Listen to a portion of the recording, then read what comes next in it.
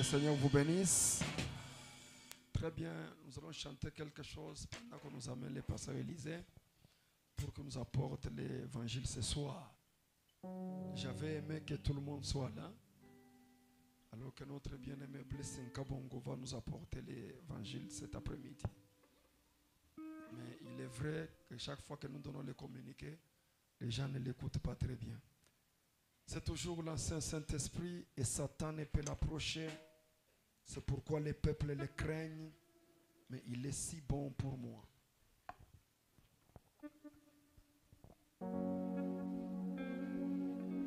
C'est toujours l'ancien Saint-Esprit, et Satan ne peut l'approcher. C'est pourquoi le peuple le craint, mais il est si bon. Donne-moi l'ancien, donne-moi l'ancien, Évangile, donne-moi.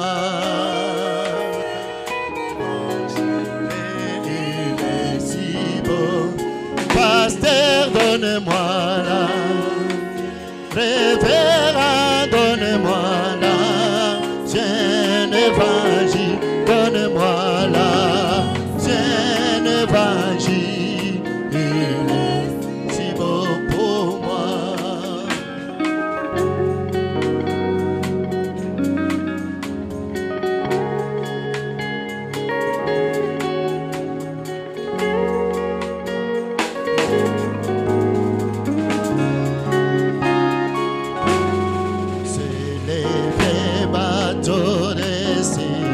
C'est les vieux bateaux de Sion, c'est les vieux bateaux de Sion, embarquez,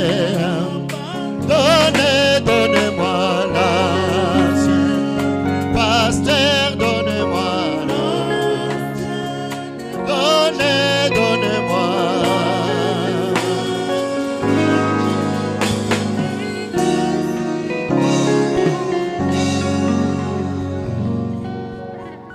Que le Seigneur vous bénisse. Alors, pendant que vous êtes debout, prenons nos Bibles dans Exode chapitre 4. Nous lisons le verset 2 et 6. Et nous faisons la lecture dans le précieux nom du Seigneur Jésus-Christ. La Bible dit ce qui suit. L'Éternel lui dit: qu'y a-t-il dans ta main? Il répondit: une verge. L'Éternel dit: jette-la par terre. Il la jeta par terre et elle devint un serpent. Moïse fuyait devant lui. L'Éternel dit à Moïse: étends ta main et saisis-le par la queue. Il étendit la main et le saisit, et le serpent redevint une verge dans sa main. Le verset 6, la Bible dit: l'Éternel lui dit encore: mets ta main dans ton sein. Il mit sa main dans son sein, puis il la retira. Et voici sa main était couverte de lèpre, blanche comme la neige. Vous pouvez vous asseoir. Et j'ajoute Josué 1, le verset 5.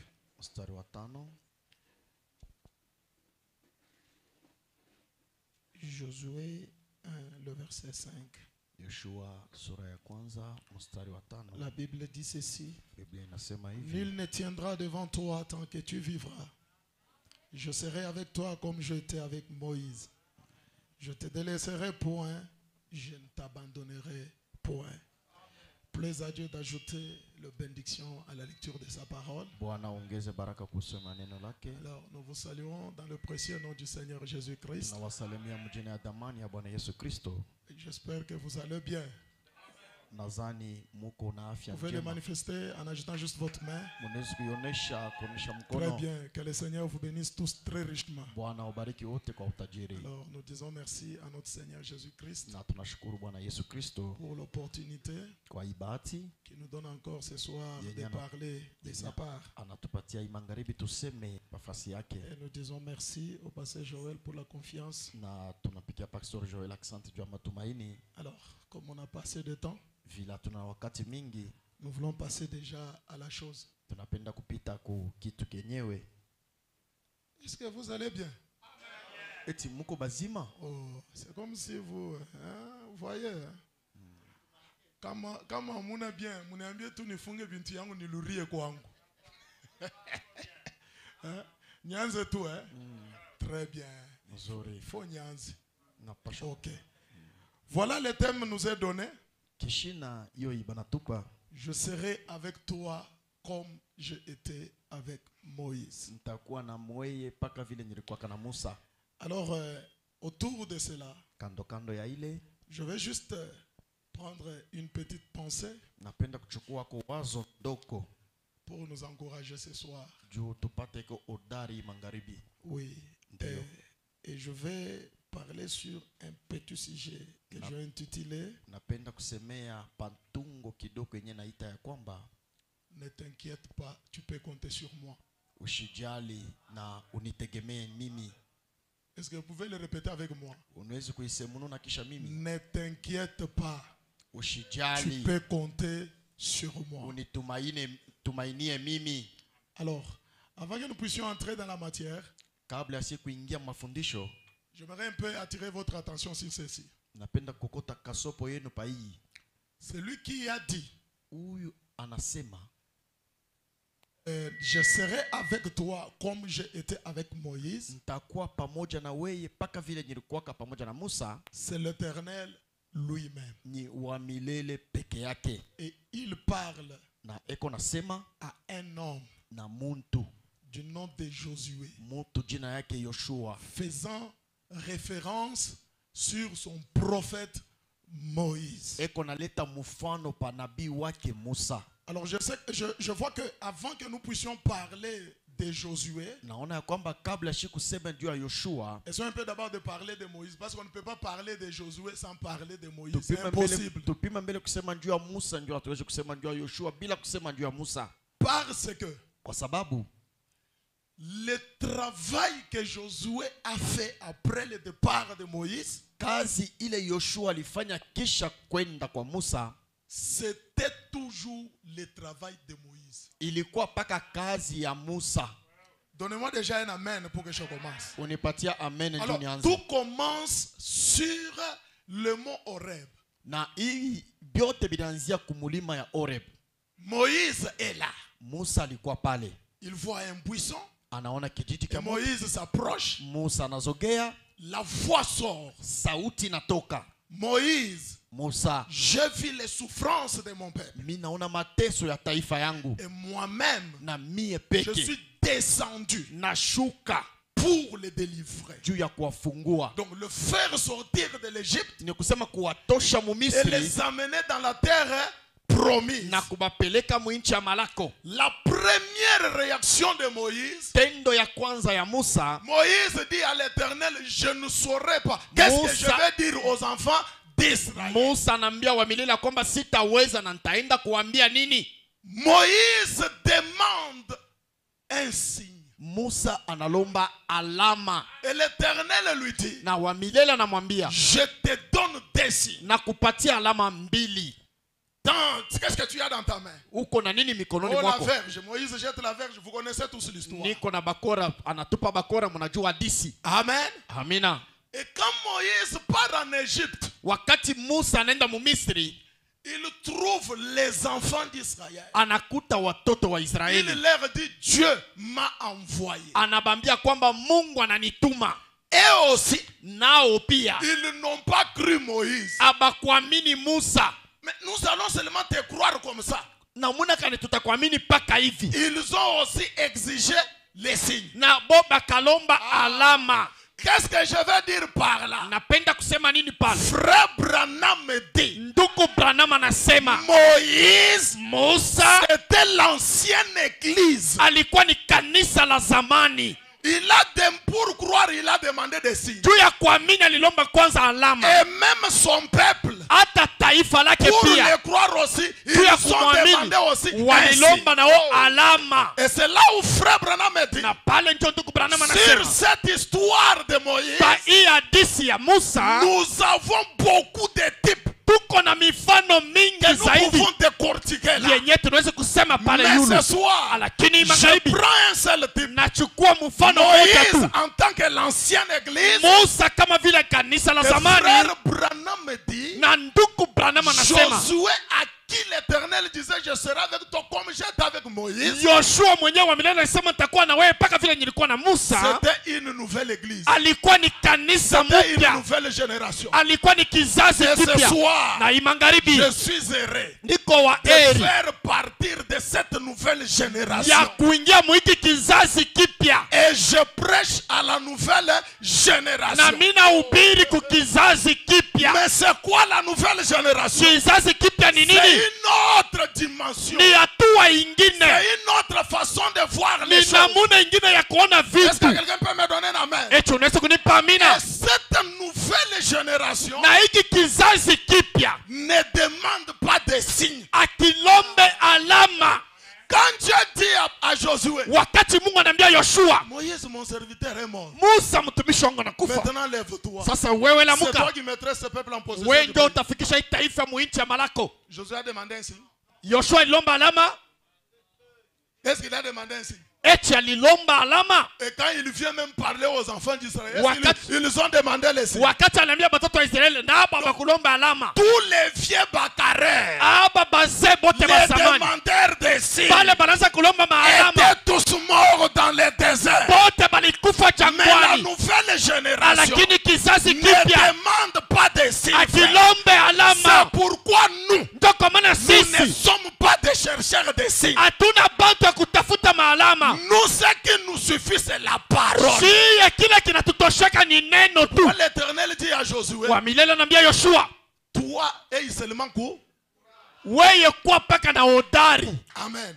Amen. Et seulement courage. Ukwe paka na hodari. Tu as la parole. Uko na neno. Mais quelle parole? Neno kani? C'est que Moïse t'a prescrit. Ile Musa alikuandikia. Donc je vais dire quoi? Napenda kusema nini? Suivez-moi attentivement. Munitege sikio kabisa. Donc Josué, Ni kusema Yoshua, cette nouvelle génération iki kizazi kipya pouvait voir sa future vie kinawezi kuona maisha yake ya kesho dans le passé de Moïse. kupitia maisha ilishapita ya Musa. Donc Josué, lui, il n'y avait pas besoin qu'il ait la vision. Yoshua yeye kukuwa na Qu'il mnapata ait un hoji, songe. apate ndoto, Il ait eu quoi? Non. akwa Lui chochote hapana. devait que regarder dans ce que Moïse était Yeye alipasha kuangalia kwa kile Musa et alikuwa reprendre na courage. kubeba Dire hodari, la même manière que Dieu a fait avec Moïse ici, kusema namuna yenyewe Mungu alitumika na il Musa le hii fera aussi avec moi. ataifanya tena na Et mie. je vais faire une faute déclaration. Si tu es scandalisé, sois scandalisé. Na mimi nitasema misemo yangu Frère kama na kwa siku na Branham kwa me siku. dit, Ndugu Branham anasema Josué avait beaucoup à faire plus que Moïse. Yoshua alikuwa na bia mingi vya kufanya kupita Musa.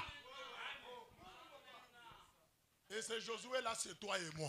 Na ule Yoshua ni weye na mie. Oya boye, talié, je m'en fous. Ule anakatala kazi yake. C'est toi et moi. Ule Yoshua ni weye na mie. Ndio vile. J'ai dit, frère Branham, il y a beaucoup de types qu'on peut prendre là. Je ne prends pas Josué comme Saint-Esprit. Je ne prends pas Josué comme.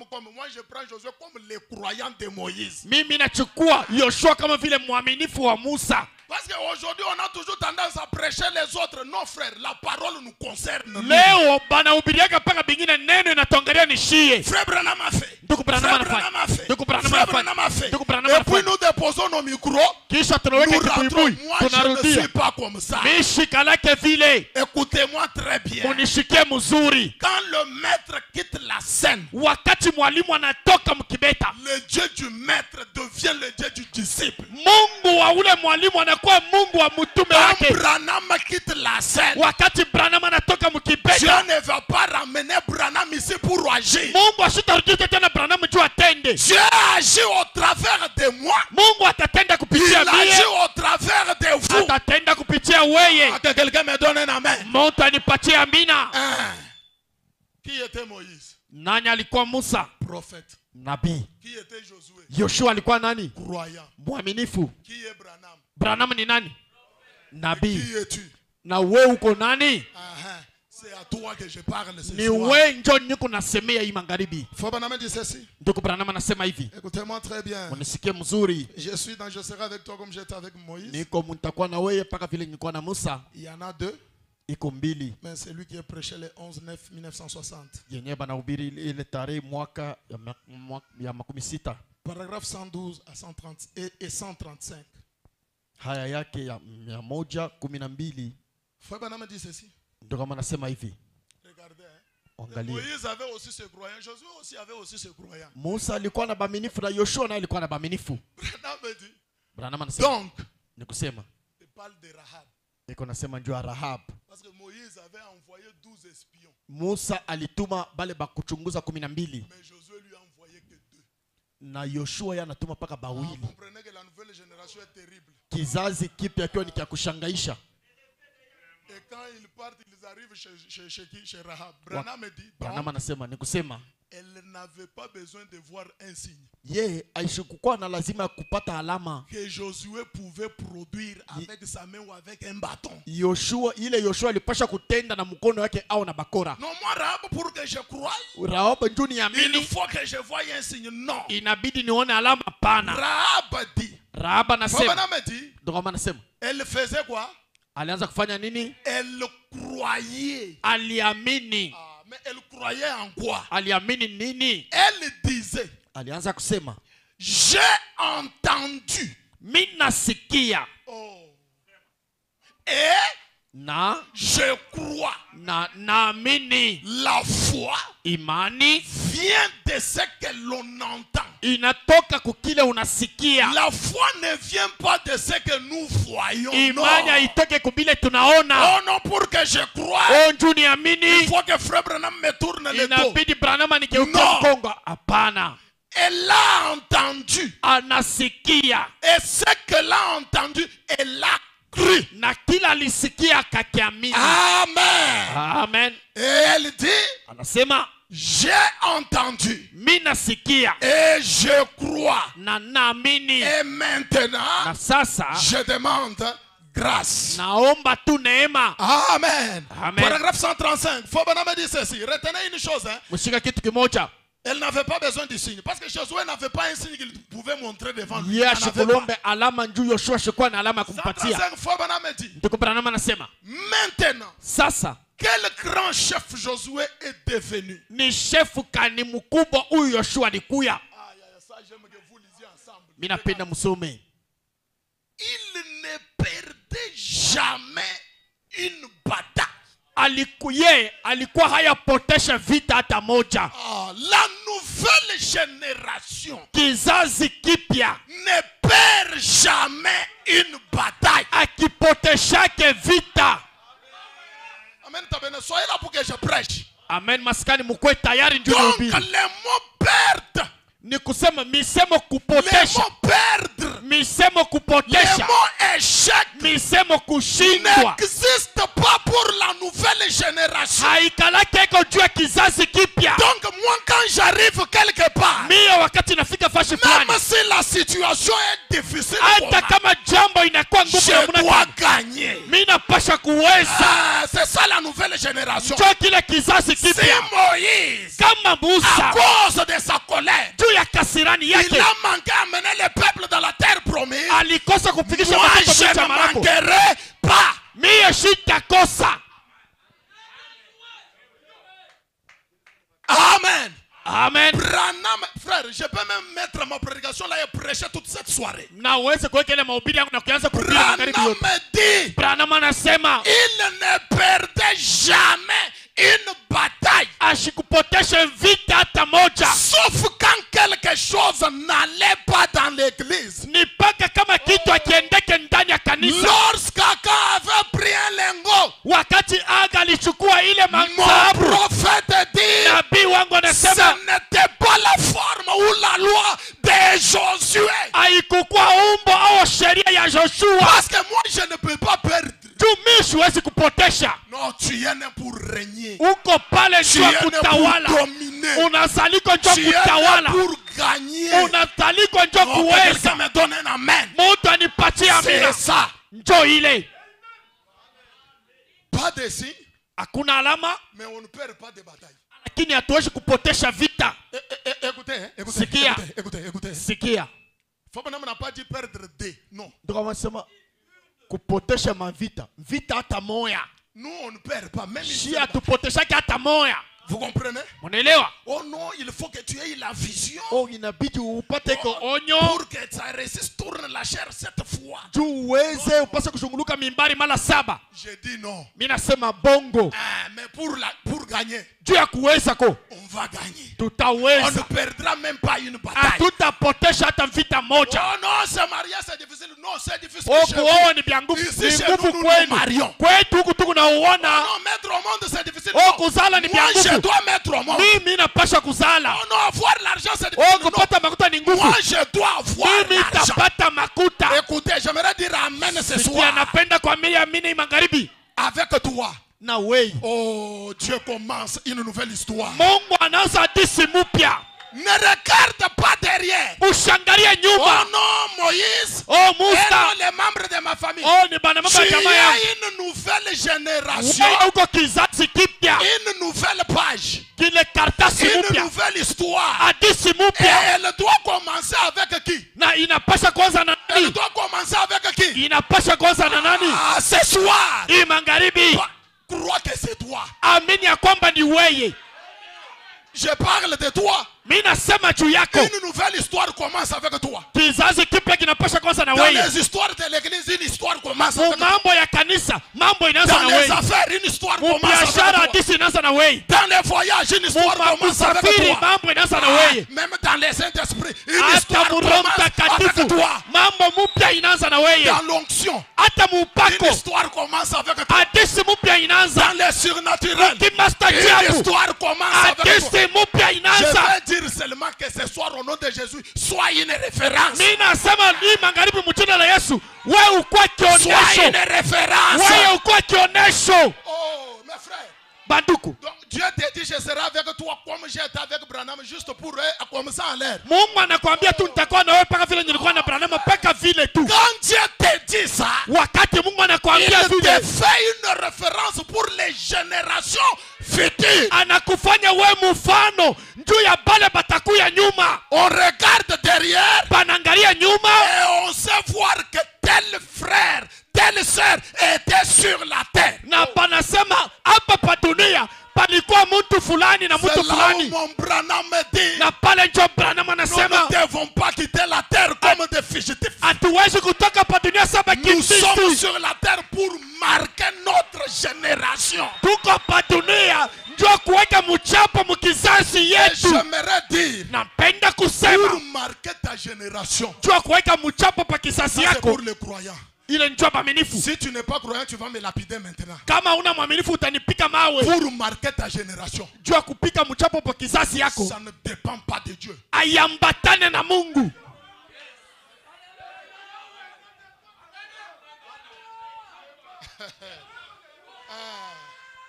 Je vais arriver. Mitafika. Je dis bien que ça ne dépend pas de Dieu. Ayambatane na Mungu tena. Nous ne sommes pas comme Moïse. Si hatuna saba Musa. Tout le temps, Dieu a dit quoi? Wakati wote Mungu unasema Dieu a nini? dit quoi? Mungu Tout unasema le nini? temps, s'appuyer toujours sur Wakati Dieu. wote paka kutegemea Mungu hapana. non. Hapana. Tu vas t'appuyer sur quel Dieu? Unapenda kutegemea Mungu kani? Il est où ce Dieu-là? Eko wapi ule Toi, Mungu? tu vas toujours, oh Dieu, Wewe Dieu, Dieu. utasema Mungu, Mungu. Laissez te déranger, Dieu. Acha kufuruka Mungu. Quand Dieu appelle Josué, Wakati Mungu anaita Yoshua, tout était en Josué. alikuwa ndani ya vyote vilikuwa ndani ya Yoshua.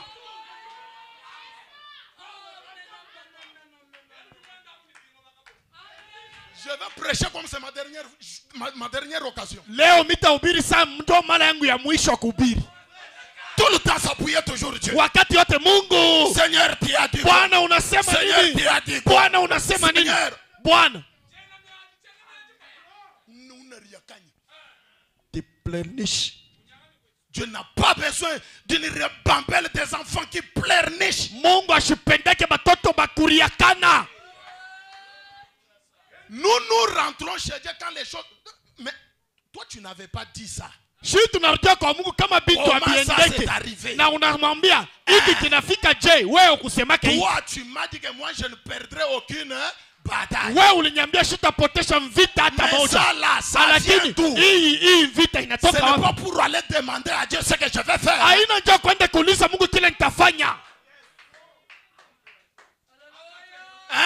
Hein? Écoutez. Sikia. Jésus enseignait à ses disciples. Yesu alianza kufundisha wa mitume. Comment prier? Na mwana kanya komba. Notre Père qui est aussi. Baba yetu aliye mbinguni. Jina lako libarikiwe comme au ciel. Kama vile mbinguni. Mais le jour que la révélation est venue. Siku ile ufunuo ilikuja. Pierre, qu'est-ce que tu fous que je suis? Petro, unasema mimi ni nani? Tu es le Christ. Wewe ndio Le Fils de Dieu. Mwana wa Mungu aliye hai. Ce ne sont pas la chair ni le sang qui t'ont révélé ceci. Haina mwili na damu ndio inakufunulia hii. Lakini ni baba yangu aliye mbinguni. Na pai mwamba. Je bâtirai mon. Nitajenga kanisa langu. Même les portes de l'enfer hata milango ya Hadesi ne peuvent pas prévaloir contre cette église. Haiwezi kushinda hii kanisa. C'est que ni kusema tu weye lieras sur la terre. Kila utafunga pa dunia sera lié où? Kitafungiwa wapi? C'est ça avec la nouvelle génération. Njoo kizazi kipya kile.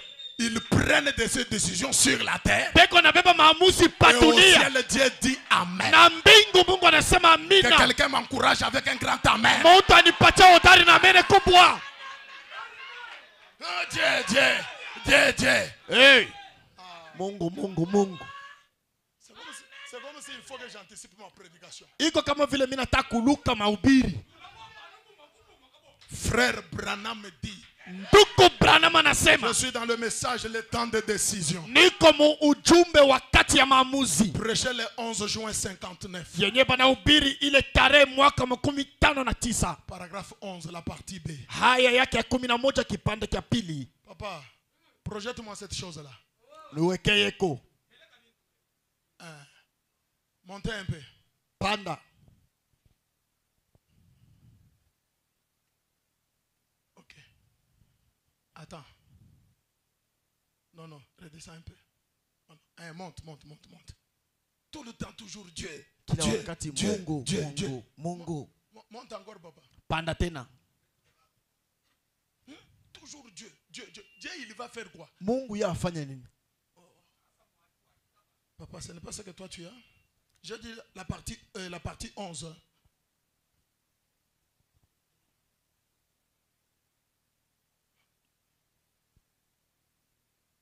Allez d'abord à 25. Peut-être ça doit être là-bas, ici. Ok, très bien, c'est là. Je parle. Weye leo.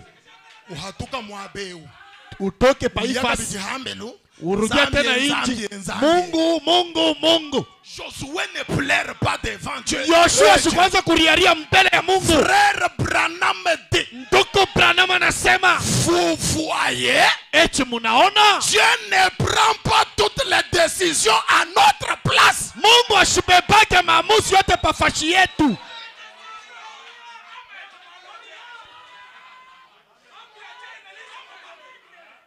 Josué, les ennemis sont entrés. Yoshua batu banaingia. Écoutez frère, quand devant le mur de Jéricho, il a vu cet homme-là avec son épée. Josué a dit, je vais d'abord demander. Qui es-tu? Es-tu de notre ou bien de notre? C'est ça la nouvelle génération.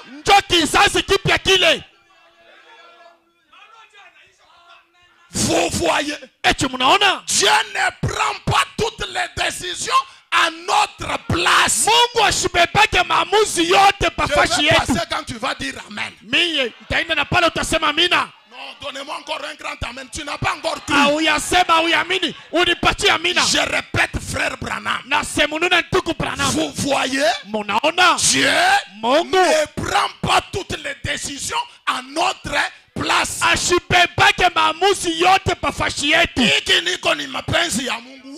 C'est que Jésus c'est la volonté de Dieu. Ne calomnie pas Dieu.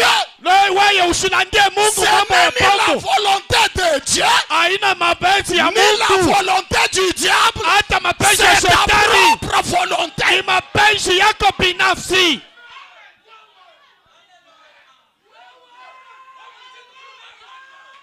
C'est ta propre volonté. Ni mapenzi yako wewe. N'accuse pas Dieu. Wewe usichongee N'accuse Mungu. pas le diable. Usichongee C'est shetani. toi-même. Ni wewe peke. À partir de ce soir, Tangu hii on magharibi change la façon de penser. tunabadilisha namna ya Il n'est pas kuwaza. question de Dieu. Hakuna tena mambo ya Mungu. Dans les rouleaux du livre, Mukitabu cha il mshughuliko est question de toi. ni mambo yako.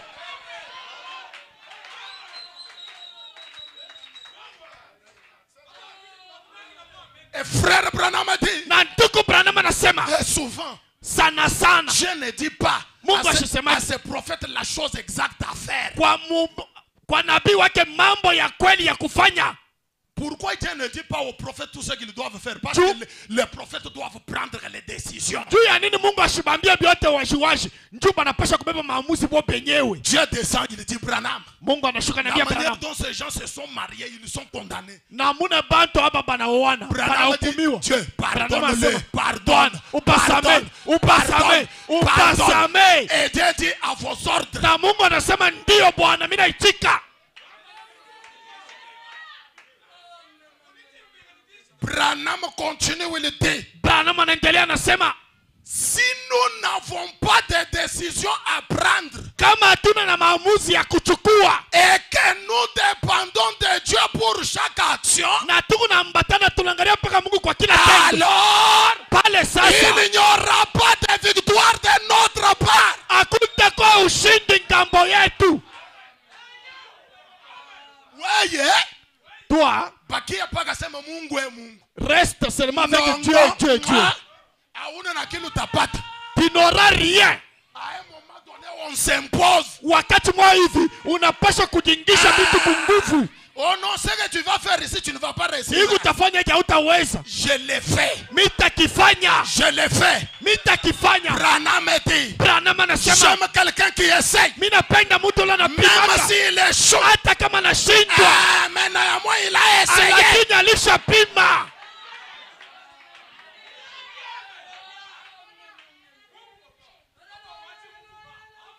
Branham dit, Branham anasema, si nous dépendons de Dieu tout le temps, kama tu unategemea paka Mungu kila wakati,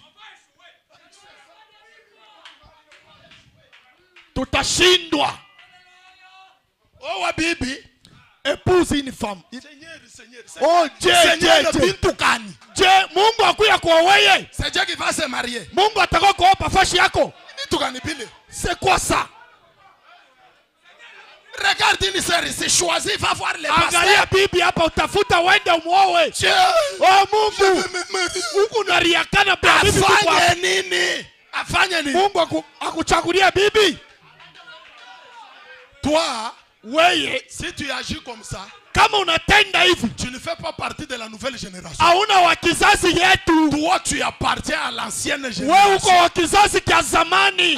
Dans la nouvelle génération, Mukizazi yetu hii on ne s'inquiète pas. On atuliyakanake. compte sur Dieu Tuku nategemea pa Mungu et le reste nous faisons. na bila binabakia shibe yenyewe tunabifanya. Tu es chômeur? Hauna na kazi. Seigneur, donne-moi le travail. Bwana unipe Seigneur, kazi. donne-moi le travail. Bwana unipe kazi. Seigneur, itashuka mumbingu. Ça va descendre du ciel. Fais la demande d'emploi. Wenda andika mkanda. Sors. Toka. Va seulement dans l'entreprise que tu trouves qu'ici on n'engage pas les gens facilement. Vas-y. Wenda tu pale unayosema hapa babebake Et watu quand sana Dieu sana. verra ça, Wakati Mungu ataona il ile, va alors envoyer son ange. atatuma sasa malaika wake. Bakia lo wako paka sema Mungu, Mungu, Mungu. Reste seulement avec ton Dieu là.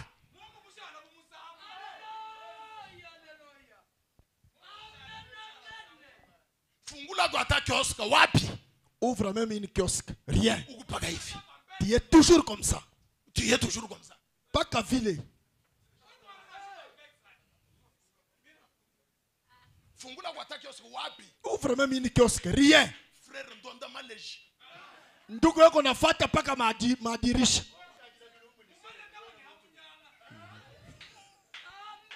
Frère, c'est quoi ça? Ni nini ile? Pourquoi sommes une génération de fainéants. Bizazi bya bazembe. Et spirituellement.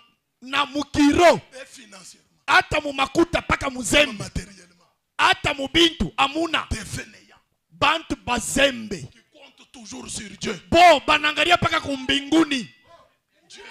Dieu. Mungu. Vous voyez. C'est comme on a toujours dit là. Iko kama vile banasemaka. Baba unioye ko bibi banakoya bibi. Unioye ko bibi anakoya. Baba. Nitafutia ko na nyumba. Nitafutia ko nyumba anakutafutia. Baba mimi sina na kitanda. Sina na kitanda banakutafutia. Baba sasa mansani. Sasa sina na biungu. Katoka mukutakana. Bombafu we toka. C'est quoi ça frère? Josué n'était pas ce genre de personne. Yoshua shikukuwa muntu aina muna. Amen.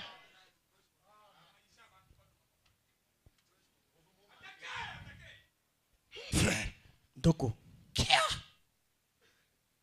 Frère Branham dit. Ndoko Branham anasema. Que je reste d'abord sur ça. Mwache mbele nibakie mbele hapa. Il y a des choses. Kuko bintu. Je répète frère Branham. Il y a des choses. Kuko bintu. Que Dieu Mungu ne peut pas faire. Ashiwezi kufanya. À moins que vous les fassiez. Ni paka we mwenye ubifanye.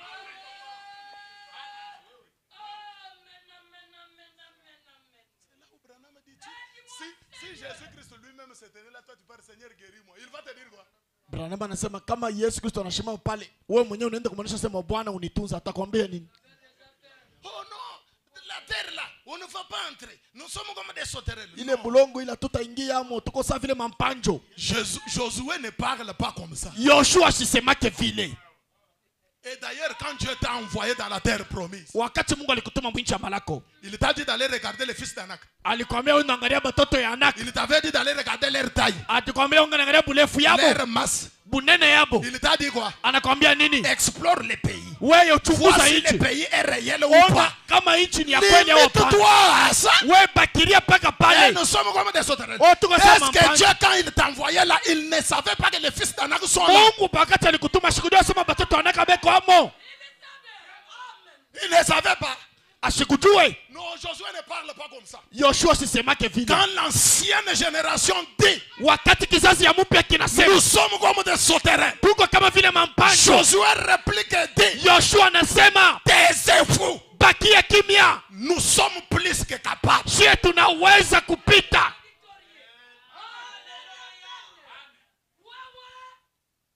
Tu es plus que capable. Wewe unapita. Je suis plus que capable. Niko na uwezo kupita. Je suis le tout puissant. Niko na uwezo yote. Tu es le tout puissant. Uko na uwezo yote. Amen tabernacle, tu es le tout puissant. Amen maskani muko baweza byote. Notre présence sur la terre doit faire trembler le diable.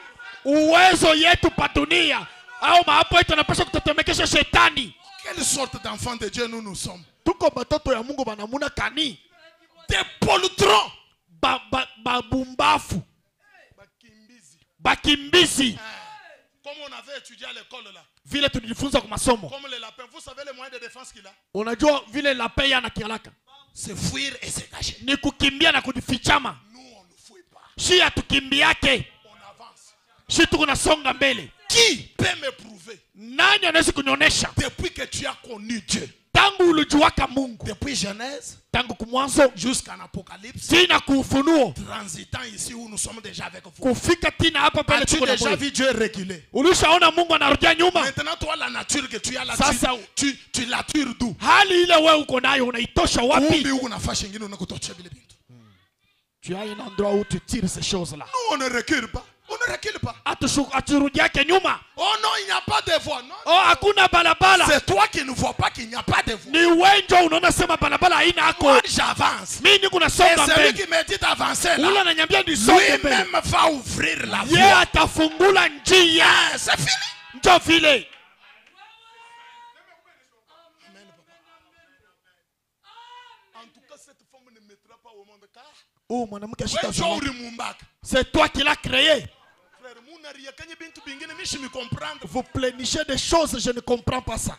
C'est pourquoi frère Branham dit, Njoko maana ndugu Branham en anasema plus du baptême d'eau, kupitisha au nje ya maji ya mbatizo, il faut le baptême de cervelle. inabidi tena ubatizo wa mkichwa. On prend ton cerveau là, Banabeba ile kichwa yako, on le plonge d'abord dans l'eau. banaiti wanga mtumbukisha Nous ne maji. sommes pas pressés pour te relever. Non. Na hatuna On haraka te haraka garde ya encore kukutosha. beaucoup de temps Tunakuchunga tena wakati mrefu. jusqu'à ce que le cerveau soit d'abord lavé. Tina pale kichwa batakisafisha. Tu as une bonne compréhension de la Ukuwe parole. na mawazo mzuri ya neno.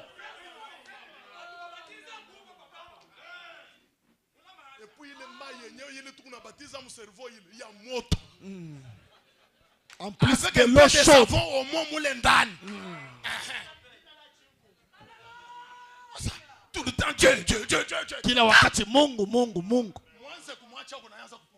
Laissez Dieu. D'ailleurs. Sana zaidi. La dernière fois, Mara ya mwisho. le dernier jour, Siku ya le mwisho. jour où Dieu a créé l'homme. Siku yenye Mungu Après, il a aliumba fait mtu. quoi? Kisha alifanya nini? Il s'est reposé où? Alipumzika Il wapi? s'est reposé où? Alipumzika wapi? C'est toujours en toi là. Ni mpaka ndani Sasa yako. unaenda mpaka Mungu wangu akumbingu. Mbingu gani? Tu cherches Dieu du ciel. Quel ciel? Quel ciel? Mbingu ya wapi? Nos frères, Hapana ndugu. nous faisons partie de cette nouvelle génération. Shie tuko pa kizazi kipya. La génération Kizazi telle que quand l'autre n'a pas de pluie dans son champ, wakati mwingine ana na mvula on ne mshamba part yake. pas au ciel pour aller chercher la Atuendake pluie. kumbingu cha kulomba On va mvula. vers un homme pour chercher la pluie. Atuenda mbele ya mtu cha Frère kulomba Michel, mvula. Ndugu, les récoltes sont en train de crier. vitu yangu mbingu na kauka. Envoie-moi la pluie. Unitumie Envoie la pluie. kutumia mvula. C'est ça la nouvelle. Kipya. L'argent est dans ses frères. Makuta iko ndani ya ndugu. Les enfants sont toujours dans ses frères. Batoto biko ndani ya hapa ndugu. Ma soeur, Dada tu yangu, peux donner à ta soeur les enfants. unaweza kupatia dada yako Et batoto. ce soir, Na hii je magharibi, veux que chacun de vous distribue quelque chose à quelqu'un. ninapenda mtu akabula kwa kitu fulani kwa On donne mwingine. quelque chose à quelqu'un. Kabula kwa kitu. Oh Dieu. Mungu. Frère, Ndugu, umupatie makuta.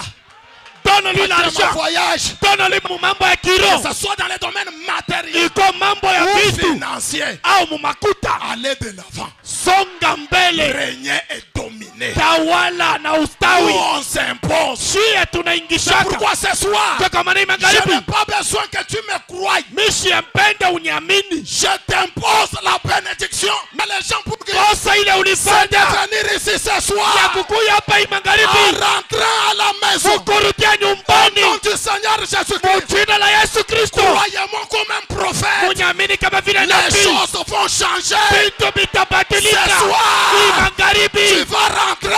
Les Utarudia. choses vont changer. Vitu vitabadilika. Pasteur Élisée. Pastor Elisha. Comment ça? Namuna Je kani. fais partie de la nouvelle Niko génération. wa kizazi kipya. Il ne me faut pas voir une vision.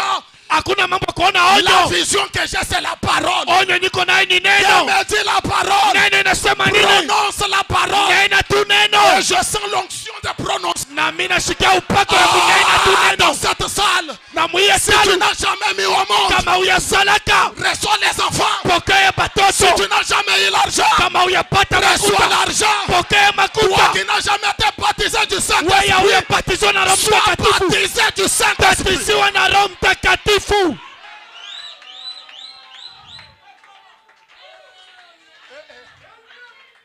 Pour faire ça, Jua hivi je suis dans le temps présent de l'église. ni kumwakati ya mpya ya kanisa.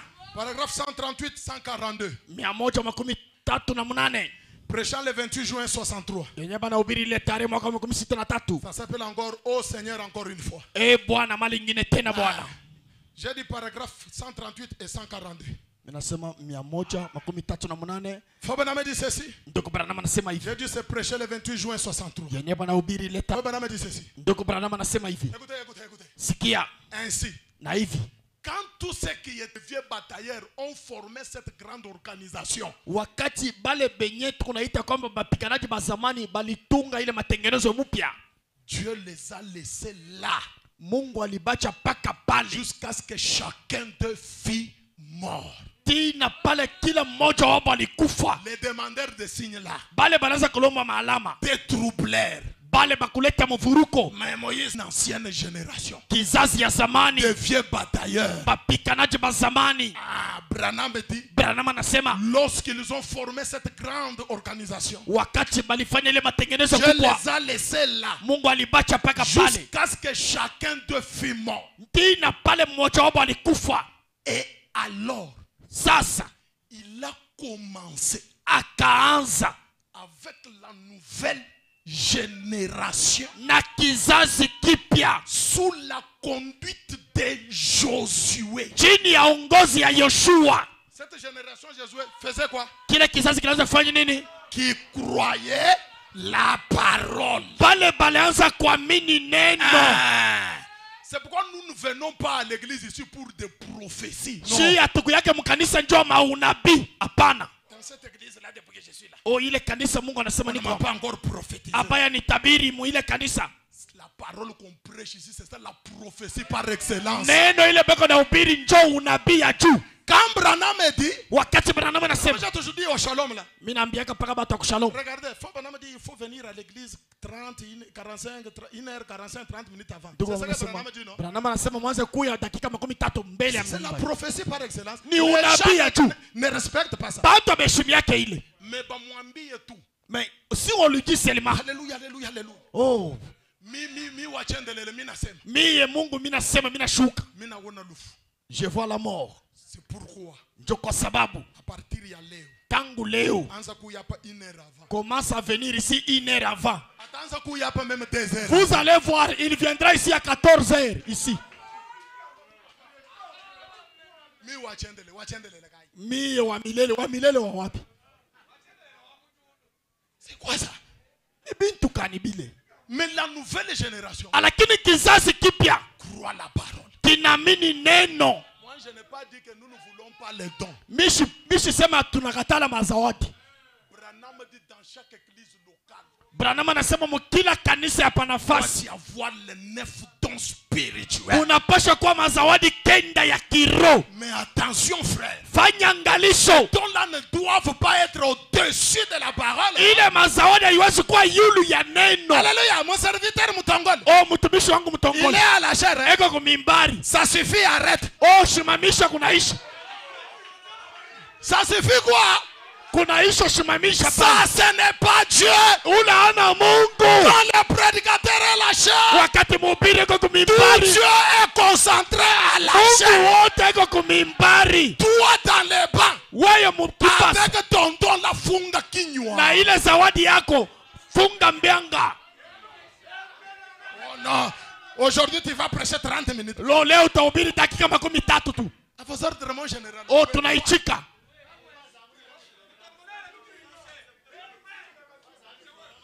Attention. Keba ange. Akingu kamwesha to. Ah, hapa tuna kukamwesha. Ici nous sommes la génération qui croit la parole. Hapa tuko kizazi kile kinaamini neno. Oh, pastor Elisha anasema njoo vile, anasema njoo vile.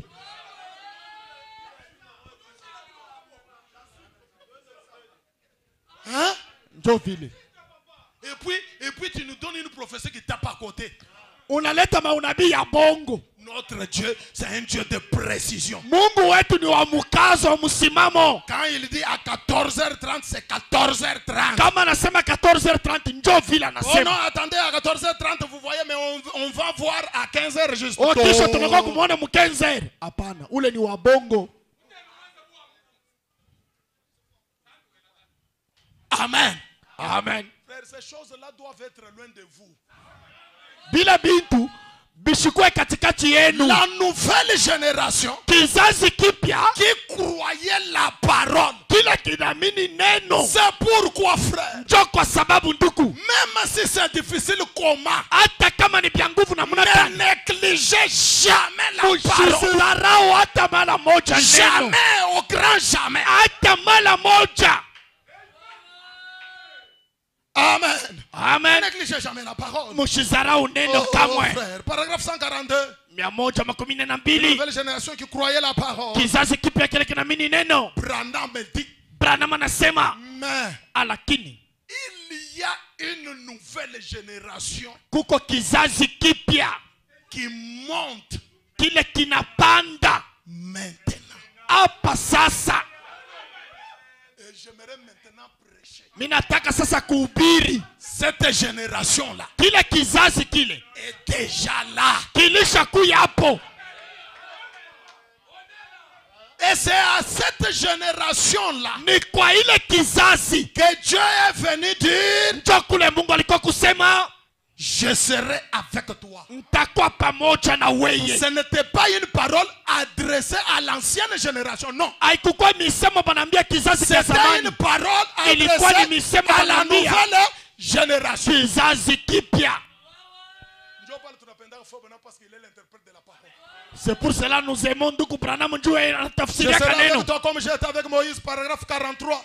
Nitakuwa pamoja na wewe vile nilikuwa kana Musa, haya yake 43. 56 et 126. Écoutez maintenant. Sikia sasa. Parce qu'on peut toujours parler. Je serai avec toi comme Ndio tunaweza kusema tutakuwa na wewe paka vile nilikuwa na Musa. je serai avec toi comme j'étais avec Branham. Nilikuwa na wewe paka vile Cela nilikuwa na a Branham. une signification. Iko na maana yayo.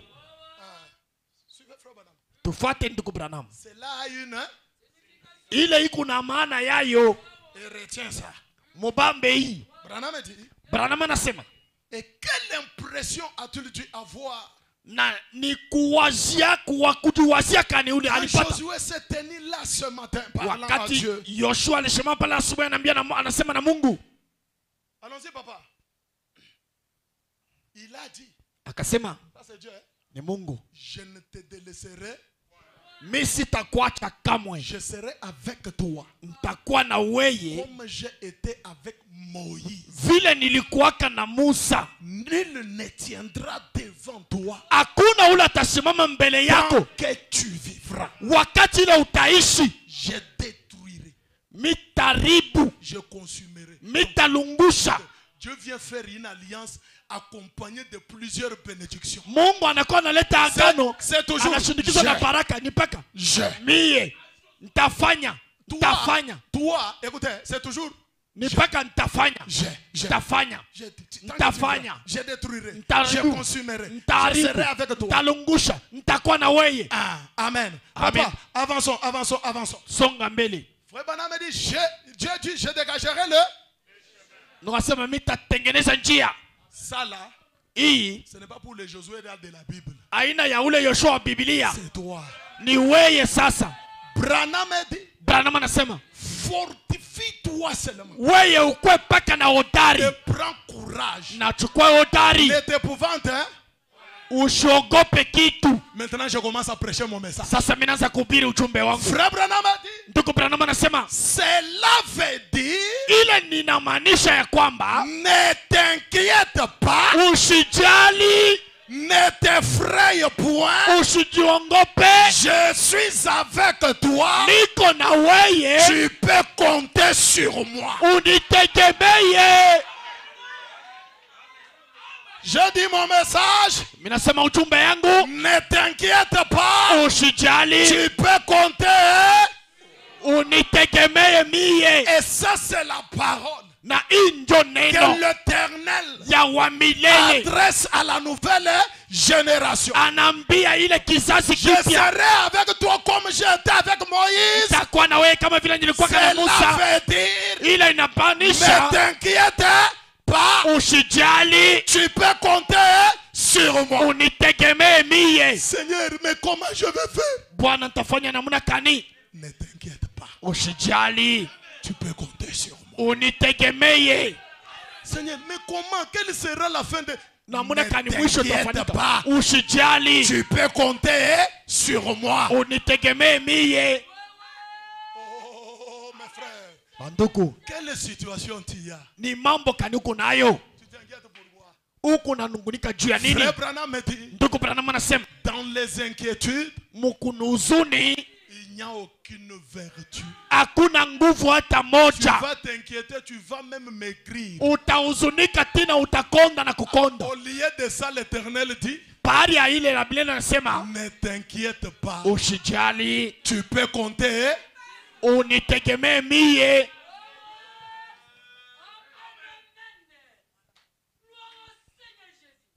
Je serai avec toi comme C'est ça, je serai avec toi comme j'étais avec Njo Moïse. hii nitakuwa na wewe paka vile nilikuwa na Musa.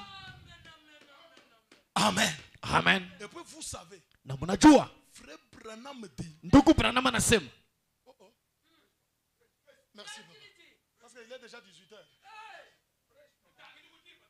Branham dit. Branham anasema Moïse avait fait beaucoup d'erreurs. Musa alifanya makosa mingi. Mais malgré ces erreurs-là, Hata vile alifanya makosa yake, Dieu ne le comptait pas. Mungu ashikuhesabu Ce kamwe. qui comptait, Kila kilikuwa cha c'était lazima la commission de Moïse. ilikuwa ni kazi ya Musa. Alors si toi tu es quelqu'un des erreurs Kama wewe uko mtu wa makosa et tu veux savoir comment ça va finir, na unapenda kujua namna gani bitamalizika, regarde qu'est-ce que Dieu a fait avec Moïse devant ses erreurs. angalia kile Mungu alifanya na Musa mbele ya makosa yake.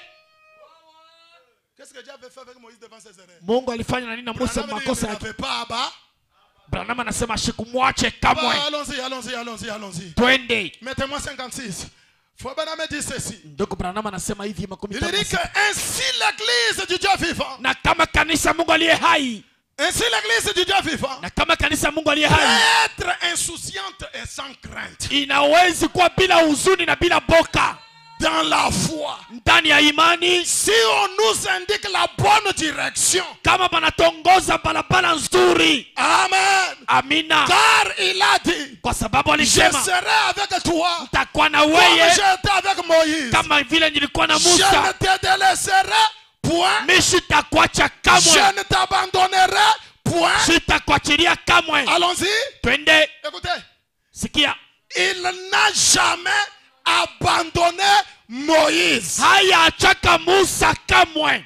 Il n'a jamais abandonné frère Branham. Haya achaka ndugu Branham. Il n'a jamais abandonné William Marion Branham. Haya achaka William Marion Branham. S'il n'a jamais abandonné Branham, Kama haya achaka Branham, il ne m'abandonnera jamais. hata nyachaka kamwe. Amen tabernacle. Amen Si maskani. l'Éternel n'a jamais abandonné Branham tabernacle, Kama Branham Mungu haya il achaka Branham maskani, n'abandonnera jamais Amen tabernacle. na hata achaka Amen maskani kamwe. Amen. Amina. Et frère Branham continue. Na ndugu Branham anaendelea. Il n'a jamais délaissé Moïse. Haya achiliaka Musa, Il ne délaissera pas Josué. na hata acha Yoshua kamwe. Il ne nous délaissera pas. Hata tuachaka kamwe na sisi. Il sera Atakuwa avec nous. pamoja na siye. Est-ce qu'un aigle peut me donner un amen? Eti taya anaweza kuniambia amina. Il sera avec nous. Atakuwa pamoja na siye. Oh, allons-y au paragraphe 126, mon frère. Twende haya yake 126. Il sera toujours avec nous. Atakuwa paka na siye. Écoutez maintenant. Sikia sasa. S'il te plaît. Na kuruhusu. Kama mimi nasoma hii, Si je lis ça, hapana kuenda kwanza kufanya kanya bintu. ne faut pas aller faire du n'importe quoi. Oh, il a dit qu'il ne va pas nous abandonner, il sera toujours avec Oh, anasema ashitatuacha atakuwa paka na siye. nous. Écoutez. Sikia. Maintenant, Sasa rappelez-vous kumbukeni, que ce livre de la loi iki kitabu cha sheria ne s'éloigne point de ta bouche. kisitoke mkinywa chako, Car kwa sababu il avait la parole. juu alikuwa na neno la Mungu. Qu'est-ce que le livre de la loi? Kitabu cha sheria ni kitabu kani? Mukenji wa Branham. Ni mujumbe ya ndugu Branham. Que ce message Hii ujumbe ne s'éloigne jamais isiende mbali de ta bouche. na kinywa chako. Médite Ukifikiri jour, busiku, ne t'en détourne ni usigeuke à gauche kushoto ni à droite. au kuume, Pour que toi tu aies du succès, juu upate kavumu. agis fidèlement. Utende na utiifu yote. Amen. Amina. Il avait la parole de Dieu. Alikuwa na neno la Mungu Comme j'ai été avec Moïse. kama vile nilikuwa na Musa. Continue. Ah, Endelea na kusonga mbele. je serai avec toi comme j'étais avec Moïse. Nitakuwa na wewe Je kama ne vile te nilikuwa na laisserai Musa. point. Sitakuacha kamwe. Écoute sasa la beauté du message. Toi, Weye me délaisserai, mais moi, weye utaniacha, lakini mie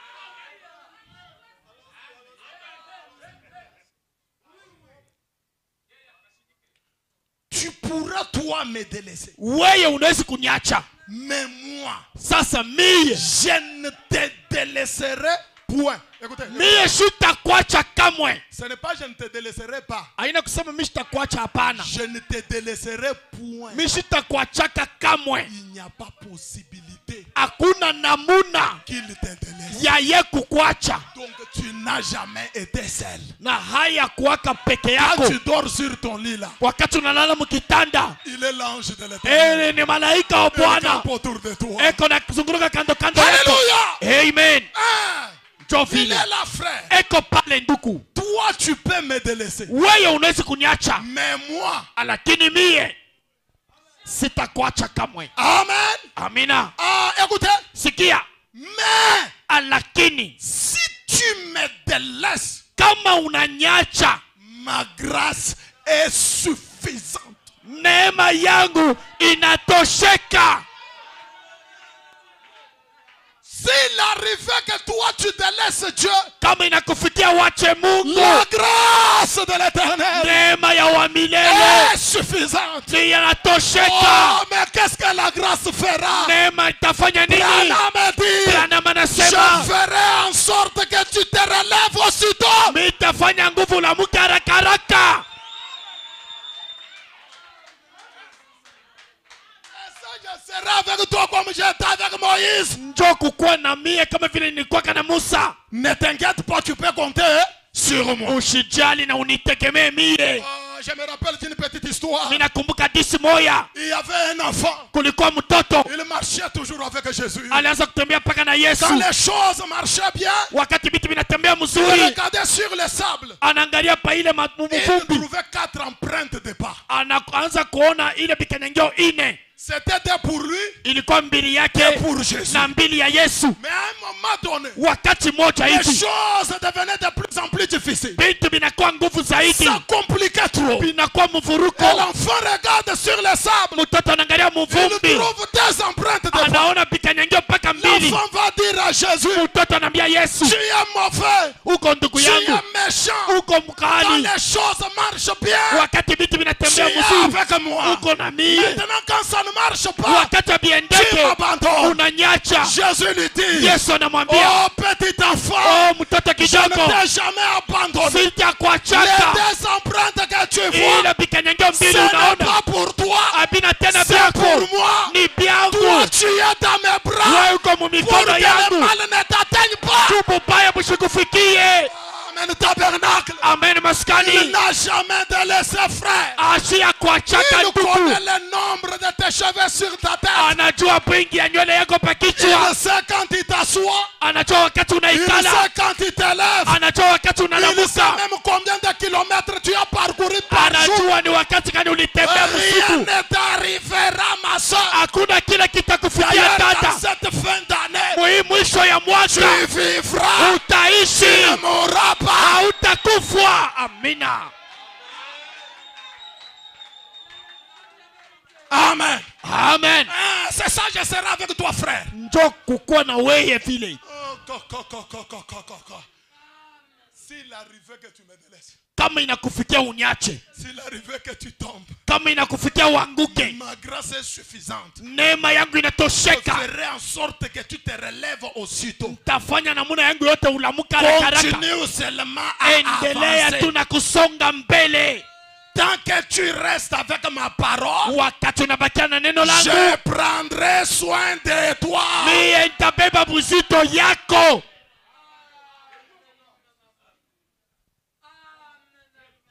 Amen. Amen.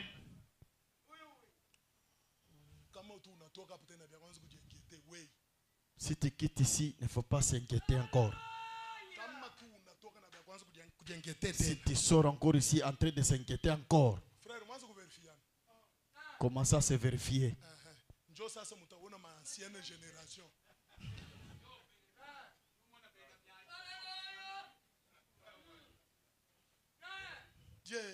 Mungu atukuriye leo. Ça va toujours marcher. Shi hatuna na ile ahadi ya kusema bitembee bitatembea paka. Des fois, on n'arrive pas à comprendre le message que nous avons. Mara nyingine atufika mkuelewa ujumbe ile tunaamini. Regarde ce que Branham était. Angalia kile Branham alikuwa. Et tu comprendras là où le message doit t'amener. Na utaelewa kule ujumbe takupeleka. Il ne s'inquiétait de rien. Yesu anze kuhuzunika juu ya kitu. Frère, il y avait des choses mystiques. Kulikuwa bitu ya Autour des frères Branham. kando kando ya ndugu Branham. Il n'est pas à la maison. Hana nyumbani. L'enfant tombe malade. Mtoto anaanguka magonjwa. Dans le voyage là où il est. Mu ile safari ile iko. L'ange prend l'enfant. Malaika anabeba mtoto. Il amène à frère Branham. Anamuletea ndugu Branham. Branham prie. Branham anaomba. Il prend l'enfant. Anabeba tena mtoto. Il remet à l'ange. Anarudishia malaika. L'ange va remettre l'enfant. Malaika anaenda anarudisha mtoto. Papa, est-ce que vous comprenez Bintu et bien? Eti munaelewa kwa hivi bintu? Et toutes ces choses-là, Na bila bintu byote bibi. se faisaient pour nous amener seulement à sauter dans l'église et dire amen. Bilifanyika tu tuluke tu mkanisa kisha tutoke twende. Paul dit aux gens de son temps. Mtume Paulo anambia bantu wa wakati yake. Ce que vous avez entendu de moi. Kile mulisikia juu yangu. Ce que vous avez appris de moi. Kile mulisikia juu yangu. Pratiquez-les. Mukiweke mu matendo. Le Dieu de paix sera avec vous. Na Mungu wa salama atakuwa na ninyi. C'est pourquoi j'aime cette chanson de Neville. Ndio kwa maana napenda ile mwimbo wa Neville. Il a gagné Anapata matumaini S'il n'a yangu. pas trompé Abraham. Kama sikudanganya Ibrahimu. S'il n'a pas trompé David. Kama sikudanganya Daudi. S'il n'a pas trompé frère Branham. Kama sidanganye ndugu Branham. Est-ce qu'il peut me tromper? Eti anaweza kunidanganya? Il n'a pas laissé Branham. Il ne me délaissera pas. Asikuache Branham na mie hata niacha kamwe. Donc je pars là. Naenda. Quand je vois un problème Wakati naona matatizo qui essaie de me compliquer, inapima kunifuruka, je regarde dans Branham. mimi naangalia ndani ya Branham. Oh, mais c'est ce que Dieu avait dit à Josué. Ndio kile Mungu aliambia Yoshua. Kama vile. Ah, ndio vile. Frère Branham. C'est comme ça qu'il a fait avec Branham. Ah, ok. Ça va. Allez. Je pars aussi. Na mimi naenda. Si l'ose me dire, Élisée, arrête-toi, il n'y a pas de voix caca. Kama anasema Branham s'était arrêté. Eti Branham alishimamaka. Sasa unaniambia mimi niarrêter, frère. Comment tu me dis moi de s'arrêter? Chez Dieu, il n'y a pas de mesure d'injustice. Kwa Mungu hakuna ubaguzi. Privilège.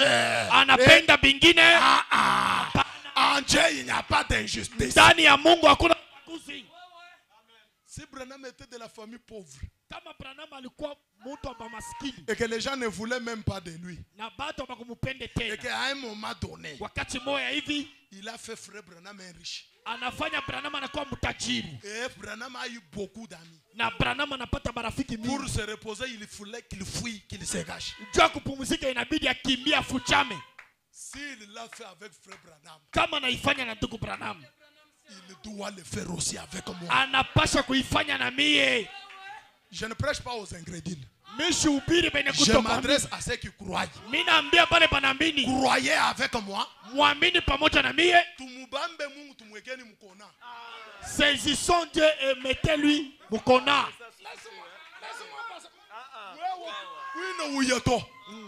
Hautatoka. Tu es ici. Wewe uko hapa. Salana.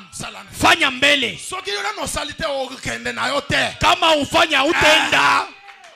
Et Dieu aime des gens comme ça. Na Mungu anapenda bantu baivi.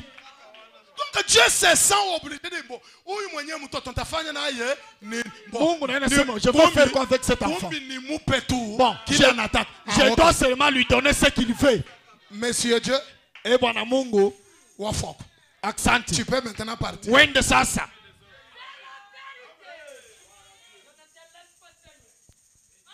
Amen. Amen.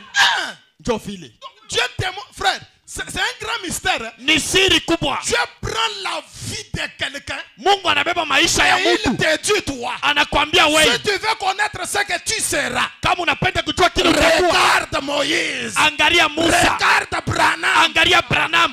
Mais pourquoi tu t'inquiètes? Tu ya nini uko na ria? Pour moi, c'est là où je ne comprends pas. Pale ndio mimi sielewe. Frère, laissez-moi vous dire la vérité. Munyache nimeambia ukweli banduku. Moi, tel que vous me voyez, je ne m'inquiète pas. Mie hivi mnanyona shidi ya kanake. Shikalake na langage ya kusema oh ça n'a pas marché. Je n'ai pas un langage ça pour n'a dire pas que tenu. abikutembee. D'ailleurs si moi je n'ai pas l'argent, toi tu ne sauras pas que je n'ai pas l'argent. Kama mimi sina na makuta, hautayua sasa sina nayo. Quand tu viens me demander, je ne te dirai pas que je n'ai pas l'argent. Kama unakuwa kunilomba mimi sitakwambia sasa sina nayo. Je vais te donner. Mimi nitakwambia sasa nitakupa. Ndio vile. Frère, écoutez-moi très bien. Munisikie mzuri. Ne soyez pas des gens qui découragent les autres. Mushikwe bantu bakupungusha wengine otari. Non frère, avec cette conjoncture. Duku, na hii Moi mashiku je n'ai mambo pas de ya conjoncture. mimi niko na matana na mambo ya mashiku. Ma vie ne tire pas de cette terre, frère. Maisha yangu haina hapa hii dunia. Je vis dans une autre dimension. Niko naishi mwatua ingine. Et qu'est-ce que moi je suis? Sasa mimi niko nani? Oh, je suis cet arbre de Psaume 1. Niko ile muti ya mwanzo wa kwanza. Je suis heureux. Niko aheri. Je suis planté plein d'un courant d'eau. Niko mwenye kupanda katika vijiji vya Mes maji. feuillages ne peuvent jamais se Na flétrir. majani yangu haiwezi kukauka. Quand d'autres arbres n'ont pas de fruits, Wakati miti ingine haina na moi matunda. j'ai des fruits. Mimi niko na matunda. Pourquoi? Juu ya La nini? Bible dit Biblia cet inasema arbre produit des fruits en sa saison. ile mti itatoa matunda yake pa wakati. C'est un arbre qui a sa saison hors saison. Hein, cet arbre-là, Ile mti il ne dépend pas de cette pluie. ayambatana na hii mvula hii. Il a une eau, une source. Eko na chemu. Que le Seigneur vous bénisse pour ce soir. Bwana Parce que j'ai ubariki. envie d'exploser avec vous. Mimi nataka kupasuka na mweye. Alléluia. Amen. Alléluia. Amen. Anaenda na ndani hein?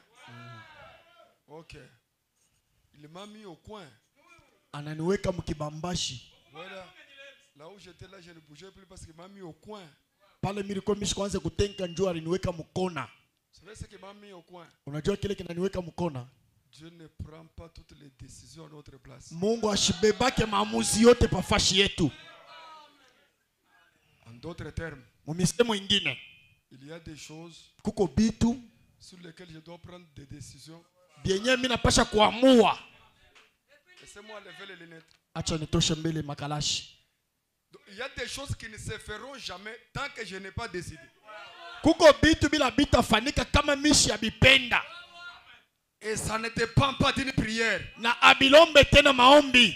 Dieu attend que je décide. Mungu anachunga niamue Et les choses marchent. na bintu bitembee. Lui, il attend. Yeko nachunga. Mais je ne dois pas être toujours Dieu. Mimi shitabakia paka Mungu. Il y a des choses, je regarde, je décide. Kuko bitu mimi naangalia mimi nasema. Je décide.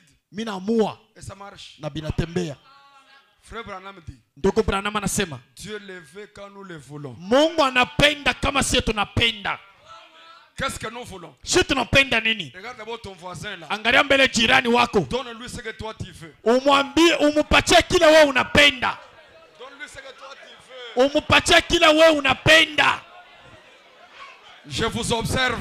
Niko na miangalilia. Je sais qu'il y a des gens qui sont égoïstes. Mimi najua siku kwa bantu bachoyo. Même avec des choses qui ne les appartiennent pas. Hata na bitu bila bina biabo. Regarde ton voisin. Angalia jirani. Prends des décisions sur lui. Uamue juu yake. Prends des décisions sur lui. Uamue juu yake. Commence à lui dire ce soir. Anza kumwambia hii magharibi. Je ne veux plus que tu souffres. Mishipende tena uteswe. Je prends des décisions fermes. Mimi nabeba maamuzi ya nguvu. Pour que ta vie change. Juu maisha yako Je ibadilike. prends une décision ferme. Mimi nabeba maamuzi ya nguvu. Pour que tu aies l'argent. Juu upate makuta. Tu n'as pas d'enfant. Kama una na Je batoto. prends une décision ferme. Mimi nabeba maamuzi ya Pour nguvu. que tu aies les enfants. Juu upate Si batoto. tu n'as pas d'argent. Kama una na makuta. Je prends une décision ferme. Nabeba maamuzi ya Pour nguvu. que tu aies l'argent. Juu upate makuta. Dieu là, je le laisse d'abord de côté. Mungu mimi namwacha pembeni. Parce que Kwa sababu il y a des choses que Dieu attend que nous puissions décider. kuko vitu bila Mungu anachunga tuamue. Amen, tabernacle. Amen maskani. Je décide votre prospérité. Mimi napenda maendeleo yenu. À partir de ce soir, Tangu hii magharibi j'aimerais qu'un enfant de Dieu mimi napenda mtoto wa Mungu sorte de la dimension où il était. atoke mwila tu alikuwa. Pour qu'il aille très loin. Juu aende mbali. Il fasse des pas en avant. Anatonga mbele. Entrant dans une nouvelle dimension. Na ingia mwatua mpya. Nous décidons. Tunaamua. En bénissant les pasteurs blessés. Mukubariki Pastor Blessing. Et nous bénissons ton voisin. voisin. Na tunabariki jirani wako. Bénissons toi-même. Tunakubariki wewe mwenyewe. Ce que vous lierez sur la terre, Cho kile utafunga pa dunia sera lié dans le ciel. kitafungiwa mbinguni. Regarde ton voisin. Angalia jirani. Il y a des choses dans ta vie dont je dois lier. Umwambia kuko vitu maisha yako bila mitafunga. La maladie, je la lis. Magonjwa mimi naifunga. La maladie, je la lis. Magonjwa mimi La naifunga. pauvreté, je la lis. Umasikini mimi naifunga. Les difficultés, je les lis. Mateso mimi naifunga. Des morts subites, Lufu lwa ghafla je lis ça au nom de na Jésus. lufunga mjina la Yesu. Des maladies des enfants, Magonjwa ya batoto termine jamais. ila imalizikaje Je lis ça au nom na de Jésus. ifunga mjina la Yesu. Toutes ces difficultés Mateso sur yote lesquelles tu as beaucoup pleuré. yenye unariaria sana, Mais voici mie huyo que la nouvelle génération wa kizazi kipya présidente sur toi minamua juu yako, soit en bonne santé. kwa na afya njema. Dis-lui, sois en bonne santé. Ukwe na afya njema, Termine bien l'année. baliza mzuri Que mwaka, les choses se passent très bien. vitu vitikane mzuri, Faites très bien. fanya vizuri Et réjouis-toi na ufurahi en l'éternel des armes. wa milele wa Si majeshi. les choses n'allaient pas, Kama vitu havikuendeke ça doit aller ce soir. vinapasha kuendeka Car nous magharibi, décidons, kwa sababu tunaamua étant de la nouvelle génération, penye kwamba kizazi si de la kipya vie de frère Branham, kama maisha ndugu Branham, les choses ont marché vitu vilitembea dans notre vie aussi. kizazi yetu hiki, Les choses doivent marcher. vitu vinapasha Quand je kutembea. serai avec toi, Tutakuwa pamoja na wewe comme j'ai été avec Moïse, vile nilikuwaka na je Musa, ne te délaisserai point. sitakuacha Je kamwe, ne t'abandonnerai point. sitakuacha kamwe, Je ne t'abandonnerai point. sitakuacha Mais kamwe. le chemin sera Na frayé. njia Je bataitengeneza dégagerai le chemin. na njia itatengenezwa. Ce soir, Hii magharibi, ce soir, hii magharibi vous n'allez pas pleurer. amutalia tena, Regardez seulement à moi. munyangalie mpaka mie. Dieu l'a laissé là d'abord un peu. Mungu ule mumwache mbele mbinguni, Que je décide d'abord. niamue kwanza. Cette année ici, Hii mwaka hii tu as marché. unatembea Tu n'étais pas marié. au kuowe, Même s'il reste 2 jours hata kama unabakia siku mbili de ce mois ici, na ya hii de mwezi cette année ici, ya hii mwaka de 2023, ya 2023, avant de passer à 2024, kabla ya wewe kuingia mu 2024, tu trouves un mari. pata eko bwana. Même quand il va rester 30 secondes, Hata kama kunabakia dakika 3, trouve un travail. pata eko kazi. Quelqu'un n'est pas en train de croire ça. Kuko mtu ule siamini ile, Car il y a des décisions que nous devons prendre. kuko maamuzi ile tunapaswa kuchukua Et le ciel va dire amen. na mbingu itasema amina. Je prends des décisions ce soir Namua hii magharibi en tant que pasteur de l'église kama vile pastor wa kanisa, pour que les choses marchent. juu bintu bitembee. Ça doit marcher. Dis à ton voisin, ça doit marcher. Ambia jirani bitatembea, Ça doit marcher. bitatembea. Amen doit avoir une parcelle de l'église, ça doit marcher. Amen anapasha kuwa na mpango ya kanisa. Amen doit construire, ça doit marcher. Amen anapasha kujenga, Vous bitatembea. aussi, vous devez... ça Na doit mweye munapasha kujenga ça doit manyumba, marcher. binapasha kutembea. N'attends pas la prière, c'est ça la prière. Wewe usichunge maombi na njoo maombi yote Je hii. suis en train déjà de prier pour toi. là. Niko nakuombea hapa sasa. Je dis au ciel là, Mimi naambia sema na ce mbingu, que je suis en train de dire, hiki niko nasema hiki que ça s'accomplisse dans la vie de quelqu'un. kitimilike maisha ya mtu fulani, Ça doit marcher. bitatembea. Même si tu n'avais pas les souliers, achète les souliers. Hata kama kuwa na bilato, uza bilato. Tu n'avais pas l'argent et l'argent. Hauna na makuta, pata makuta. Seigneur, j'ai béni ton peuple en prononçant des mots comme Josué l'a fait et bénis les prédicateurs qui apportent la parole ce soir. Bénis notre assemblée au nom de Jésus-Christ. Amen. Très bien. Mzuri. Blessing nous a fait du bien. Blessing alitufanya vizuri. Que Dieu les bénisse là où il est parti. Mungu ambariki kula naenda. Demain nous allons avoir réunion. Kesho tutakuwa na kanisa. 3e dose. Ile 3e dose. Demain. dawa ya 3 kesho. Demain. Kesho. 3e dose. Dawa ya 3. Vous savez, Mnajua vous libérez déjà comment on récolte les offrandes. vile tuko na lokota masadaka. Vous savez, je disais à un frère, Mnajua ninaanza kuambia ndugu moja partant de ce que frère Blessing vient de dire, kupitia kwa hiki ndugu Blessing anatoka kusema. il y a des choses que Dieu ne fait pas, mais il nous attend. Kuko bitu bile Mungu ashifanyaki lakini anatuchunga siye. Laissez-moi dire ça. Vous voyez comme les groupes, la page YouTube de l'église, Unaona saa vile ile mtandao ya YouTube ya kanisa, Dieu ne viendra jamais s'abonner là-bas. Mungu ashita kuyaka anajiabone mule. C'est à toi de t'abonner. We njo unapasha kujiabone. Et ton abonnement donne l'argent à l'église. Na kujiabone kwako kutaleta makuta kwa kanisa. Mais il y a ici des gens qui ne veulent même pas s'abonner là, cliquer là, s'abonner. Sasa kuko bantu bale abapenda ta kutwanga tu kilole pala sema mina jiabone. Qui ne sont pas abonnés d'abord à la chaîne de l'église ici. Ni banani bale abayajabonaka mu sheni ya kanisa. Lève la main suffisamment que je vois. Nyana mkono liulu sana nione. Dès qu'on sort ici, allez-y vous abonner. Wakati tunatoka tu hapa uende ujabone. Treshini, tu es abonné. Tu es abonné. Ok. Vous savez, Unajua? je peux dire Seigneur, élève-moi. Moi, Inaweza kusema, Seigneur, élève-moi. Bwana uninyanue, Bénis-moi. unibariki. Dieu il me regarde et me dit, ah, Mungu ananyangalia anasema bon. mais vous ici, Mwe hapa. vous pouvez m'élever. Munaweza kuninyanua. Et vous n'êtes pas d'accord avec ça. Amwichike ile. Vous pouvez m'élever. Munaweza kunipandisha. Vous pouvez vraiment m'élever. Munaweza kunipandisha kabisa. Là déjà dans ton esprit, commence à dire non, mais quand les hommes t'élèvent, ils vont te laisser, tu vas tomber. Ni bien bongo. Mawazo yako unaanza kusema kama banakunyangula batakuachilia utanguka. C'est faux. Fubana m'a dit, j'étais étonné en lisant la citation, je vais vous la chercher. Mtamtafutia andiko. Ce sont les gens qui ont élevé Moïse pour qu'il soit ce qu'il était. Nduko kama nasema ni bantu njo balinyanua Musa njo akufike mkila alikuwa. Imaginez-vous si toute l'assemblée ici, notre amen ici, tout le monde ici. Kama bantu bote ba muameni shi bote hapa. Vous allez seulement sur les réseaux sociaux. Unaenda tu pa réseaux sociaux. Tout le monde. Shi bote. Sur Facebook. Pa Facebook. Chacun met une des photos qu'il a de moi. Kila muntu anaweka picha yangu moya. Et il fait un nayo. commentaire là-dessus. Na anasema hapo misemo pale yulu. Voici l'homme de Dieu. Ona mtumishi wa Mungu. Dieu l'utilise Mungu anamtumikisha puissamment. kwa uwezo wote. Tous les croyants de Amen ici font ça, mais je serais connu du monde entier. Na ba muameni bote banafanya vile. Ulimwengu mzima itanijua. Non, mais vous, quand je suis en train de parler ici, vous êtes de l'ancienne génération. Wakati mimi niko nasema mwe mukingari ba muile kizazi kya zamani. Des croyants de Moïse. Kizazi kya zamani kya Musa. Ah, non, on bantu, il pas chez pour élever bantu. Non, ce n'est pas bien d'élever les gens. Mais vous savez, Na lakini mnajua, parce qu'il faut que je le dise comme ça, hein. inapasha kuisema hivi wazi.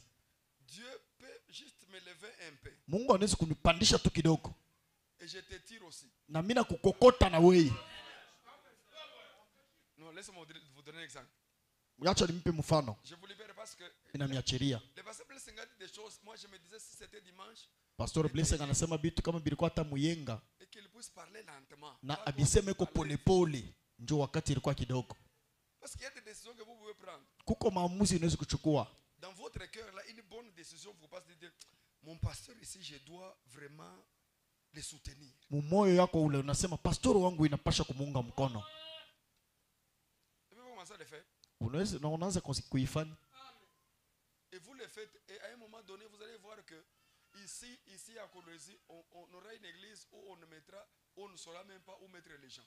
Na unaanza kuifanya utaona sema mkolezi humu tutakosa nafasi ya kuweka bantu. Maintenant regardez. Sasa mwangalie. Comment tu as fait ça?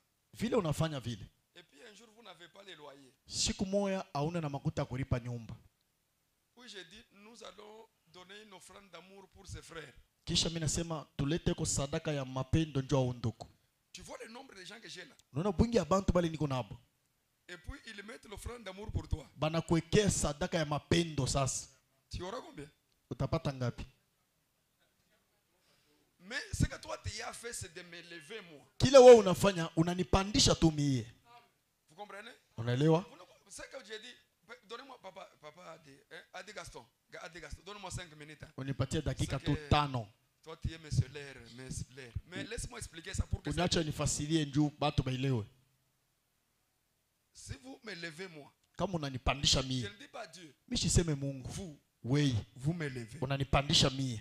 Israël ici va rouler dans un véhicule. Israeli huyu atatembesha mugari ya mzuri. Est-ce que vous comprenez? Eti unaelewa? Donc Isaac ici aura une maison. Isaac huyu atakuwa na nyumba yake. Mais vous n'avez pas acheté une maison pour Isaac. Wewe haukujia Isaac nyumba. Mais vous avez appuyé sur le bouton Pasteur Joël. Wewe unatwanga tu pakilole Pastor Joel. Il monte. Anapanda. Montez là. C'est-à-dire, même quand on dit inviter quelqu'un d'autre avec vous. Wakati wanasema ita kwa mtu mwingine na yeye akuye. Mais tu n'as pas invité. Wewe hukumuita. Or, tu ne sais pas qu'en faisant ça, Aujua sema mkufanye vile, en amenant quelqu'un d'autre, mkulete mtu mwingine. on dit bon, on va cotiser pour l'église. Basi bon, tutachanga sasa njuu ya michango ya kanisa.